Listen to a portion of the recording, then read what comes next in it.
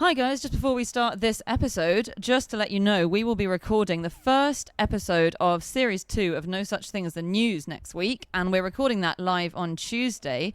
And for the middle section of the TV show, we would like to use the most interesting facts that you guys, our audience, has learned from the news over the past 7 days. So if you've seen anything interesting in the news, tweet it to @QI Podcast, email podcast@QI.com, or post it up on the No Such Thing as a Fish Facebook page. And we'll pick our favourites and use them in the middle of the show. Okay, hope you enjoyed this show, which is a recording of the dummy run for No Such Thing as the News that we did live last week. On with the show.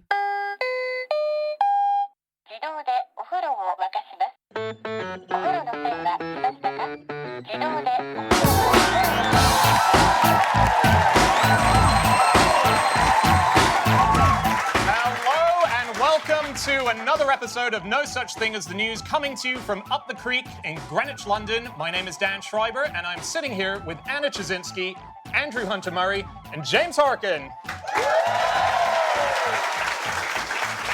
Once again, we're here to present the most interesting stories we found in the news of the last 7 days. And in no particular order, here we go. Starting with you, Chazinski. My fact this week is that one of the stalls at the Conservative Party conference this week is a grouse shooting simulator. Sort of normal, ordinary thing for struggling families. So this was in the Mirror, in fact. So a Mirror journalist went around the Conservative Party conference and made a list of the most Tory things at the Tory conference. And that, unsurprisingly, made the list. Well, the grouse simulator, you obviously saw what it looks like. It's like a little thing that you attach on this kind of fake gun, but you can attach it on your own gun if you want to, if you're so inclined. And how many people at the Conservative conference went, oh, actually, I've brought my own gun? And actually, there's a lady called Danka Bartekova, who's Slovakian, who used this grouse simulator when she was training for the London Olympics, and she won a medal at the London Olympics. Oh, really? Yeah. Oh, cool. So it's a useful and interesting thing, and not just a chance for landowners to show off their shooting prowess. I have to say, reading about the Tory party conference, I just thought it looked so fun. I know, politically you could sit on either side, but as an event, it looks so much fun. And I went on Twitter and I thought, I wonder if people are tweeting about this, saying this is really fun. And they were. So many people were just, because it was a hashtag CPC16, and I put CPC16 fun. And I just came up with all these tweets going... If you searched CPC 16 crap, you would have got a lot of things that said it was crap. Well, I searched CPC 16 boring, and actually today there was a lot of boring stuff going on, mainly about Hammond's speech. I don't know if you heard about Hammond's speech. So there were a few tweets that I saved. One that said, Hammond's so boring, TfL wants to use him on the tunnels for the London Crossrail project. Good.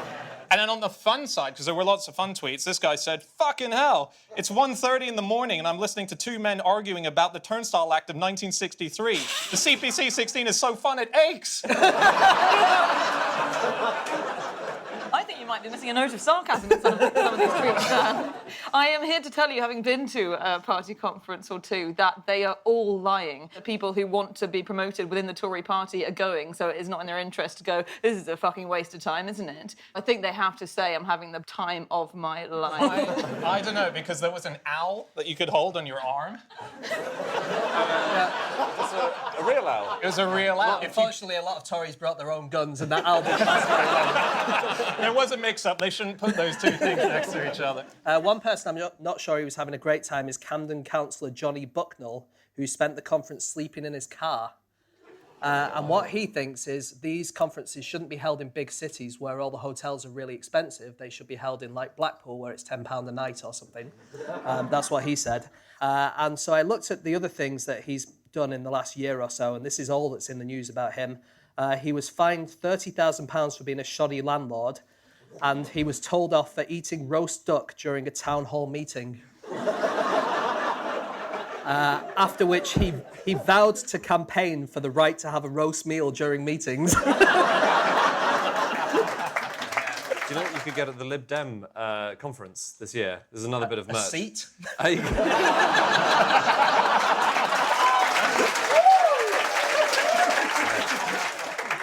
think you'll find, James, seats are the one thing the Lib Dems really struggle with.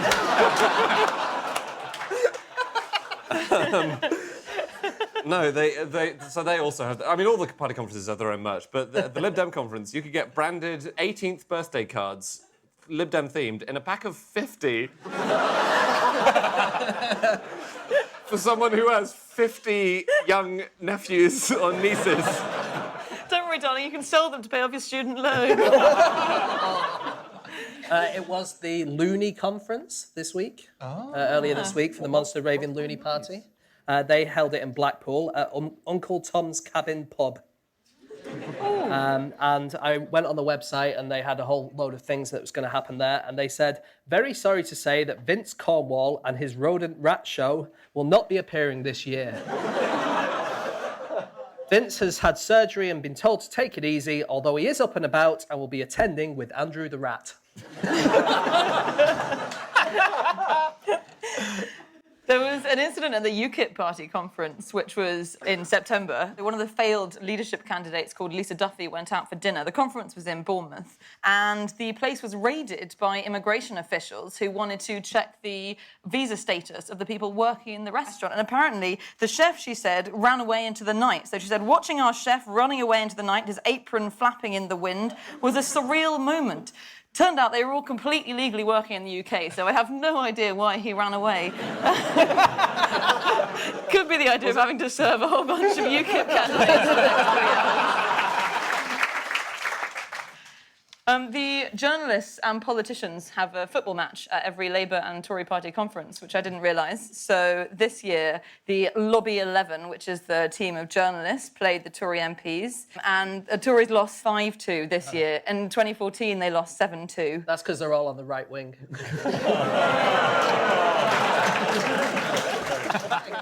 Another thing that's been in the news and is related to football this week is the Hungarian referendum. So this is a referendum as to whether Hungary wants to allow the EU to force that they take in only another 1,300, I think, asylum seekers. And they voted against it. But the Prime Minister of Hungary, Viktor Orban, who brought this referendum, is a former footballer, and he features in the 2006 edition of Football Manager. So if anyone has that, he's there. He plays for Felksut FC. Oh. Yeah. Speaking of games and also simulators, the top app at the moment is a simulator. This is PewDiePie's YouTuber simulator, where you get to pretend to be a YouTuber. It's a great game. What? So do you wear a simulator and you're just looking into a camera and going, oh, my life's so crazy, I just... Amazingly, it's even more boring than that. Oh, wow. You're a character on your phone and you're in your bedroom with a computer and you have to make videos. You don't get to really make videos, you just get to pretend to make videos. And then they get views and you get money for that and you can buy more things to decorate your bedroom with. Your fake bedroom. Your fake bedroom, yeah. I played it this morning, which is why my research is a bit kind of short this week. No, I made a video. It got 13 views and 3 subscribers, and it got me enough money to buy a cardboard box to put in my bedroom. And then I had to wait for it to get delivered. And it said that it would take 30 seconds, and my app crashed, and it took me 3 minutes. And then I just got bored and I stopped playing. And this app is made by the same people who made Goat Simulator. A game in which players can drag things, wiggle things, throw things, and lick things. I think it needs to be specifying what things. There's a new virtual reality simulator out as well. So you put it on your head, and what it is, the game is you're a lonely cow in a field. Yeah, genuinely. And there's no other cows, and people come and they taser you and force you into a truck. And it's meant to raise awareness about how cows are being treated in the world today. Doesn't sound that fun, does it, now I say that loud? But the pictures look amazing because you're on all fours and you're just walking around your living room, occasionally going, "Wah!" when you're tasered. Oh. And there's another one where you can be a piece of coral. It's another virtual reality simulator, and you sit and you're a piece of coral and you watch the reef decay from acids that are let into the water. The one thing I know about coral is they get most of their nutrients from urine. They get it from fish urine. So parents, don't buy this game for your children. We need to move on in a sec to our next fact. Anything before we do? Just back to politics, one thing. Yep. So there's been an election in Brazil for the mayor of Sao Paulo, and the man who has won is the host of the Brazilian version of The Apprentice. Oh, my Yeah, I know. What are the chances it'll happen twice in one year? Okay, it is time for fact number 2, and that is Andy. My fact is that comets sound like a cross between a cat and a dolphin. Yeah. You mean the noise that they make? I mean, the noise they make. So this week, the comet 67P Churyumov-Gerasimenko, the Rosetta satellite has probe. We call it probe. Probe. It's weird when people shout probe at you. I'm used to it. Okay, no. They've gathered so much data from this comet that they never had before, and one of the things they found is it gives us this low-frequency hum, and they're not exactly clear why. It might be because it has charged particles in the gas and the dust jets that it gives out, and I think we can play it. This is a sped-up version of it because it's normally below the range. That's kind of dolphin-y. Hearing the dolphin. Yeah. Imagine it, but more like a cat. Imagine pressing it together. It sounds like a cat purring a bit. Anyway, that's the noise it makes. I think it does sound like a cat purring. Yeah, more than a dolphin, in fact. But that is very sped up, isn't it? So actually, it's like one of those noises every 20 minutes or something. A dolphin that clicks very infrequently. And have we had to manufacture that sound? Because it doesn't quite... We can't send sound back, so they're picking up signals of what the sound should be generating. And that's a recreation. That's Yes. someone in a... That's like in TV when you have to make boot sounds on the ground. They're trying to do... What? Comet? Ah. And that's what they do. Get me a dolphin immediately. Flipper? Yeah. It's not quite that. They've copied and pasted the vibrations that are being emitted by the comet into radio waves so that we can hear them. They haven't just hired a cat. Actually, doesn't it smell like cat pee? Yeah. It smells like cat pee, and it looks like a duck. So I'm wondering if this is a comet at all. if it looks like a duck, sounds like a dolphin and a cat, and smells like cat urine, it's Comet 67P. Do you know, we don't know if it changed its tune, though. So Halley's Comet has been studied before, and it makes a completely different, sings a completely different song when it gets closer to the sun. And so we're still waiting on the data to come back as to whether the tune now sounds more like a duck or a giraffe or whatever weird animal we want to compare it to. Hey, speaking of Halley's Comet, do you know when the next time we're going to see Halley's Comet is? Oh, well, the last one was probably when I was a teenager, so it'll be another probably 46 years, something like that. October 20th. Oh. Yeah.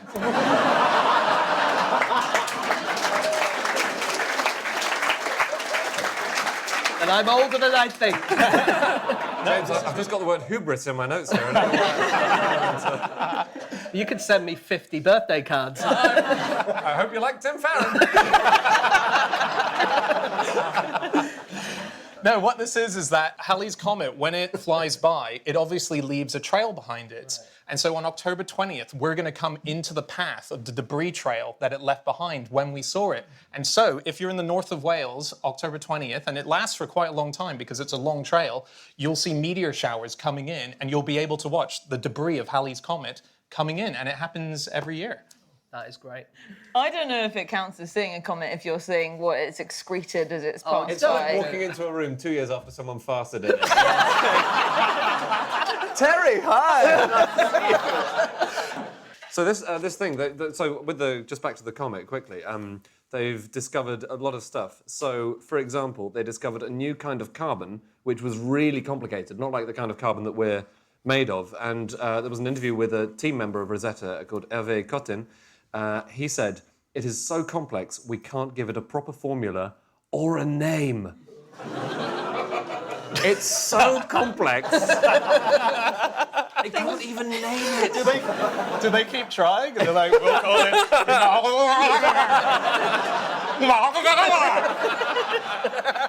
Have we said why this is in the news this week? Rosetta, which is the probe which went around the comet, it's crashed into the comet and it's the end of its life, isn't it? It's not actually the end of its life. It's just cut off its phone conversation with us. Yeah. It's kind of hubristic of us to assume that it's now dead. Well, that's true. But you see, because it's like solar powered, isn't it? So they were thinking, well, maybe we could just kind of land it softly and then next time it goes near the sun, it can power up again. Well, they weren't sure if that was going to work.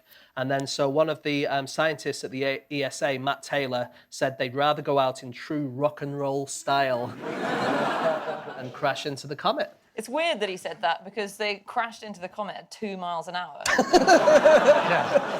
That's walking pace. That is walking pace. It strolled into a comet. The most interesting thing for me about the whole thing is that we did find out amazing information about the makeup of comets and so on, and they think that there might be bits of it that suggest how life may have arrived on Earth.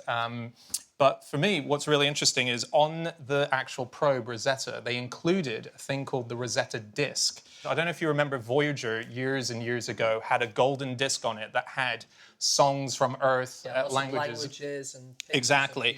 So they've created a 7.5 centimeter nickel disc that has 1,000 languages on it. It's nickel, and you can use a microscope to head in towards, and you can read 1,000 languages. So for a second time, we've seeded the idea of language that may die very soon into the universe, which is quite cool. It will just sit there. All the aliens that have just finished building a record player. Great. Finally we can... Oh, wait, what's this format? Rosetta took 116,000 photos on the mission, and it sent back 218 gigabytes of data. And, I thought you were going to say it sent back 218 of them. Like it's taking a selfie. No. It sent back 218 gigabytes of data, and I worked out that what that would be is 872 copies of the film Deep Impact. That's the only version I could find of the film Deep Impact online was dubbed into Tamil, so it might be slightly more or fewer. Speaking of Deep Impact, I was surprised that no one has got angry about the fact so far that Rosetta has gone into the actual comet, because in 2005, NASA crashed their probe, Deep Impact, into a comet called Tempel 1, and an astrologer tried to sue NASA, saying that they had upset the balance of the universe. And well, all of these horoscopes are bollocks now, aren't they?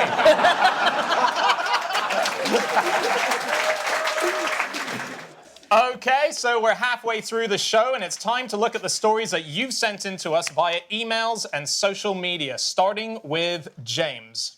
Okay, this one comes from David Smith. It's at DVD Smith on Twitter, and it comes from The Independent. A Russian children's charity has had 1 million flyers printed asking people to exterminate beavers. That's due to a misprint. It should have read, "Do good." Anna? This is a tweet from @EyeOfSiva, and it comes from the Florida Sun Post, and it's the story that a 68-year-old man who married a 24-year-old woman only to discover when looking through family photos that she's his estranged biological granddaughter, said they have no plans to divorce. He said, "I've already had 2 failed marriages and I'm determined not to have a third."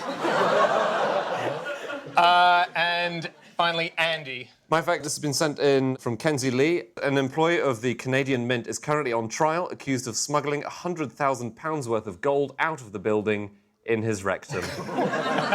He kept on setting off the metal detector when he was leaving, and they kept on doing a sort of pat-down search on him. No, nothing there. OK, well... And then they found some gold pucks and a tub of Vaseline in his locker. And he maintains that this is completely circumstantial evidence as well.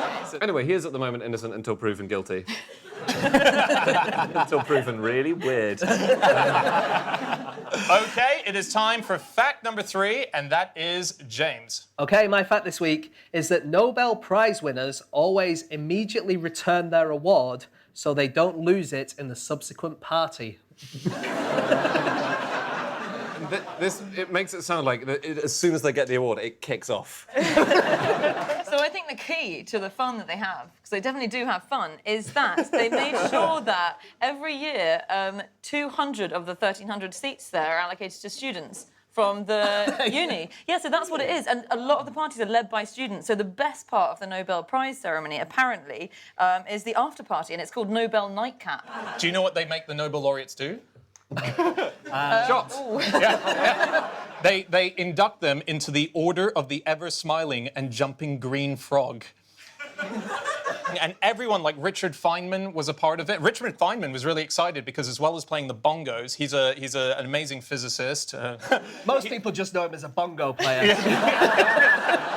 No, he was involved in science as well. And they gave him one of these awards. And he was really excited because he does an awesome frog impression. So he was like, oh, finally, you can bust this out and it's not weird. And so what they do is they get people who've won the prizes, usually in physics, they have to leap like a frog, and they also have a massive papier-mâché frog that they have to carry all the way back to the origin place of the frog. So people who've just won the biggest award in science can be seen at 2 a.m. with a huge papier-mâché frog. Or a real one. So it changes every year, the formalities, and sometimes it's a person dressed up as a frog. Right. They mix it up all the time. Of course, you say physics, and it is the Nobel Prizes this week, isn't it? Yes. And the physics prize has just been won by 3 British people. Yeah. Which is great.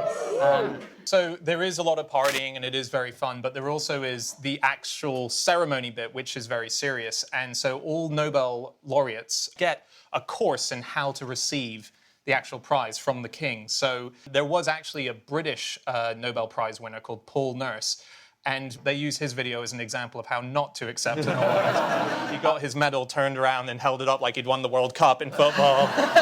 Classic Brit. And they edited that out from his winning video. Oh. And they apparently show that in the demonstration of how to receive it.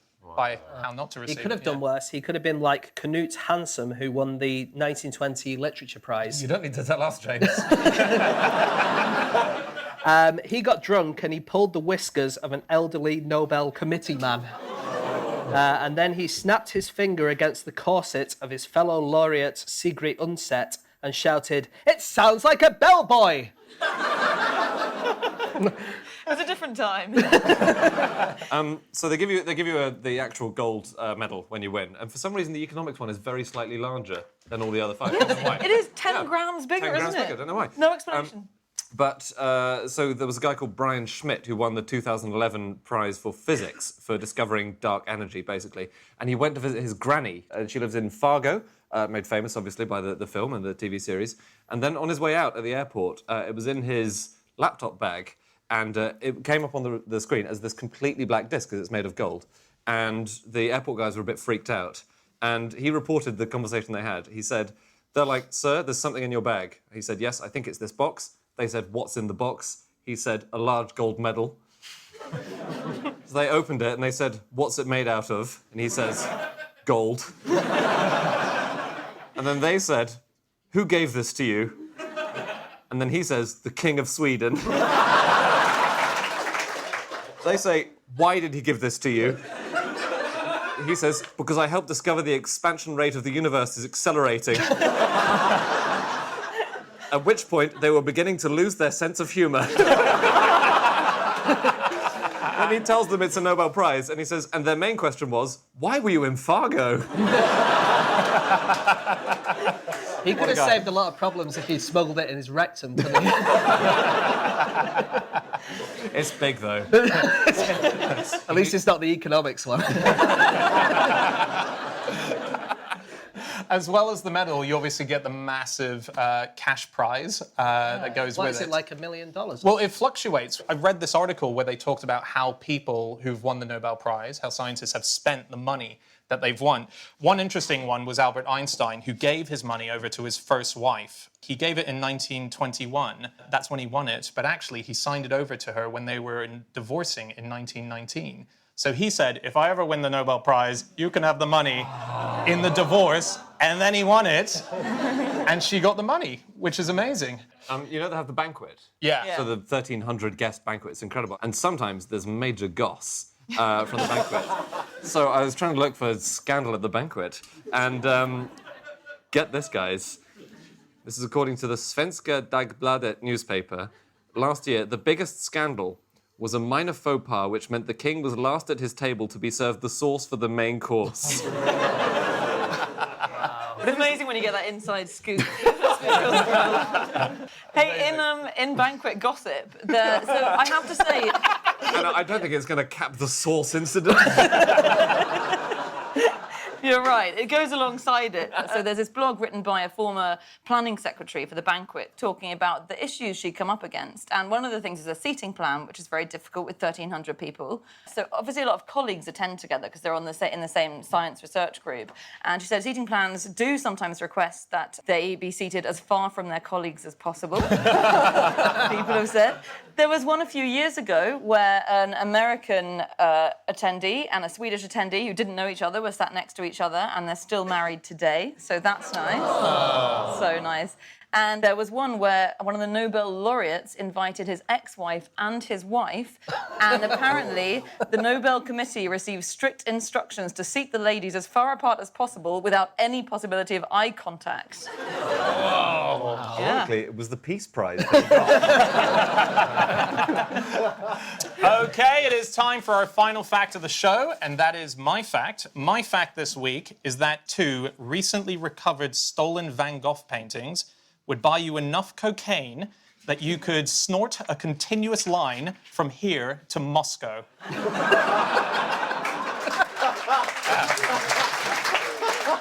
And you'd still have a bit left over for when you get there.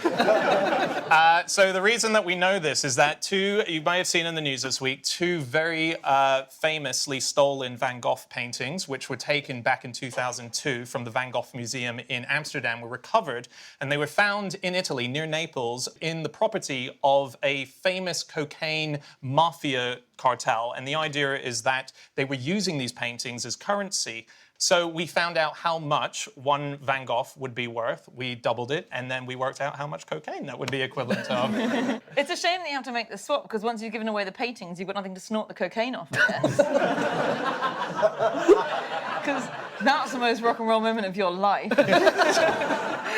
When these 2 paintings disappeared, they actually found the people that they thought may have stolen it. And there was a guy there were 2 people sent to prison, weren't there? Yes. The main one was called Octave Durham, and he was known to the police as the monkey because he was so good at evading arrest.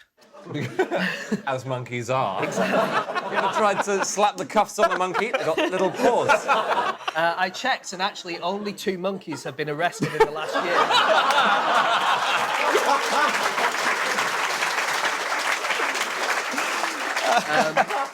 One was for harassing locals in Mumbai, and the other was after a high-speed chase in Washington State.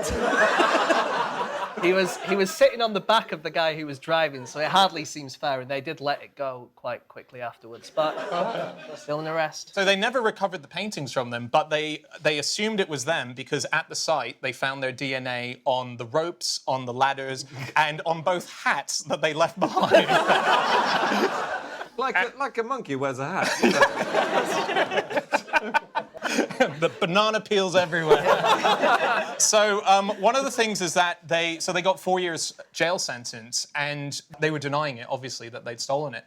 And they thought maybe the reason they hadn't admitted to it, and probably played against them in the trial, is the fact that Dutch law states that if there is a stolen bit of art and it's missing for 30 years, whoever is in possession of it owns it. So they thought that they were going to wait 30 years and then go, oh, look what we found, and then, and legally that's fine. It's incredible, isn't it, that might be true? Yeah. No, but they own it, but would they still go to prison for committing the crime?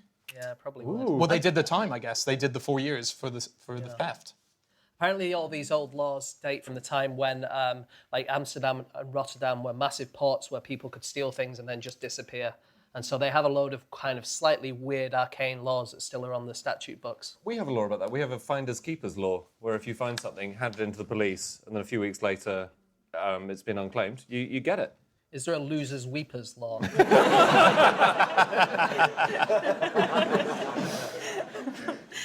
There has been another development in art theft news. So the FBI has a top 10 art crimes list, which I didn't know. And one of them is a theft in 1990 from the Isabella Stewart Gardner Museum in Boston. And this year, the FBI dug up the garden of a mafia boss called Roberto Gentile to try to find it. It didn't find any of the paintings that went missing. And this is the evidence they've got against him.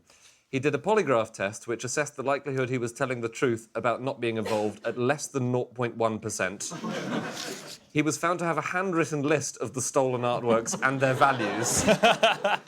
And he was recorded telling an FBI agent he had 2 of the stolen paintings. Well, this is the biggest ever art theft in the US, and the way they did it is so movie star style. They dressed up as policemen, these 2 guys, and they turned up and said to the security guards, hey, we got a call about disturbance in this art gallery full of priceless things. Can we get in? And so the security guards let them in. And then as soon as they'd been let in, they said, in your face, this is a robbery. I think they did. In fact, I think they were quite polite about it. They did the classic thing. They said, gentlemen, this is a robbery, and then tied them up and stole the stuff. Kim Kardashian got robbed, didn't she, this Yeah. week? And they reckon that might have been the Pink Panther gang, who apparently have lots of these kind of tricks. Like sometimes they get away on bikes dressed as women, and sometimes they get away in speedboats. And one time, so they didn't get spotted, they put wet paint signs on all the benches nearby so no one would sit on them. And always with the theme tune. Da-dum, da-dum, da-dum, da-dum, da-dum. I read an interesting story about art heists. So there was a story about a guy he was called Radu Dogora, and he stole $26.38 million worth of art. And so he was caught and he was going to trial. And he said that he was willing to divulge where all of the art was. The only condition was that he got a Dutch trial instead of a Romanian trial, because it turns out that the laws are different in every different country for how severe a sentence you get for stealing art. And the Dutch laws are way less severe than they are in Romania, where they're extremely severe. So it's a difference between 4 years in jail or 20 years in jail. So I looked for the best place to steal art from. And it turns out it's on Norwegian cruises. Okay. Yeah. So a guy, a Kentucky native called Kevin Hudgens, he recently stole, it was a copy of a Rembrandt, still worth about 13,000 American dollars. And he stole it, but he happened to steal it while the cruise that he was on docked in Bermuda. And in Bermuda, they just don't care. They're like, that's fine. And his trial, because wherever the boat docks, that's where you are the law of. And so he got fined $500 for stealing it, as opposed to 20 years in jail had he docked in Romania, for example. So if you're on a cruise and there's a good bit of art, check out where you're docking, check out the laws. Cruise to Romania. Yeah, exactly. But if you're heading to Bermuda, have a look at the walls on the ship. And I mean, Romania is... It's not completely landlocked, but there's not that many cruises go there, I don't think. Has anyone else been researching cocaine news? Just quickly on that. So this is a story from last week in Seattle. The police got handed a suitcase which had been lost, and they said, well, let's look inside and see if we can find any clues to whoever might have owned it. They opened it up. They found 31 bags of cocaine, a scale for all the cocaine, some marijuana in case you got bored of cocaine.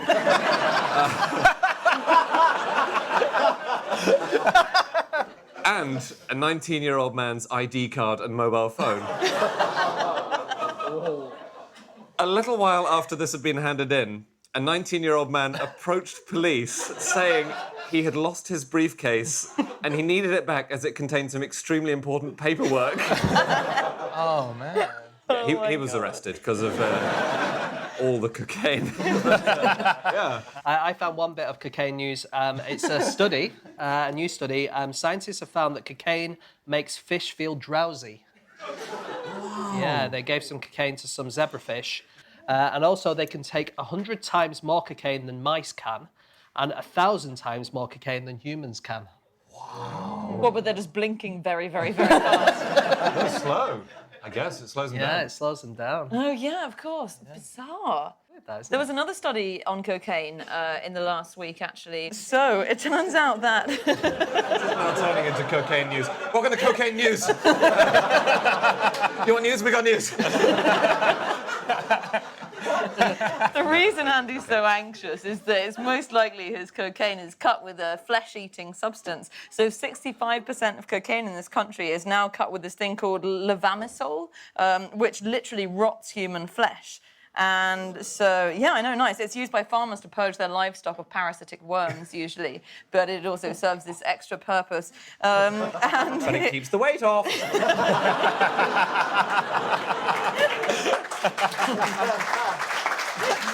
Okay, that's it. That's all of our facts. Just time to share with you the 4 stories that we didn't have time to get through during the show, and we're going to start with mine. My fact is that North Korea has banned sarcasm because Kim Jong-un is worried that people are only agreeing with him ironically. James? Okay, mine is that the police in Utah have officially recommended against shooting random clowns. Okay. Andy? This is from the Times of India. A building in Massachusetts had to be evacuated after residents complained about a peculiar smell, which turned out to be caused by a man cooking urine in his flat. Finally, Anna?